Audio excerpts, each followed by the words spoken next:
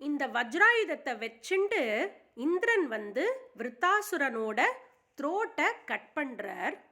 அப்போது அந்த த்ரோட்டை கட் பண்ணும்போது அந்த வஜ்ராயுதத்தை சுற்றி ஒன்று இருக்குது. அது என்னன்னா சீ ஃபோம், அதாவது நம்ம பீச்சில் வர நொரை. ஏன்னா அந்த நொரை நீதர் வெட் நார் ட்ரை.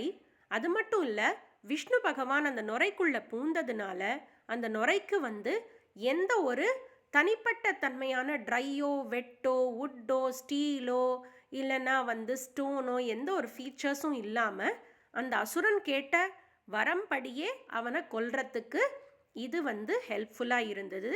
ஏன்னா விஷ்ணு பகவான் அந்த நுரைக்குள்ளே பூந்ததுனால.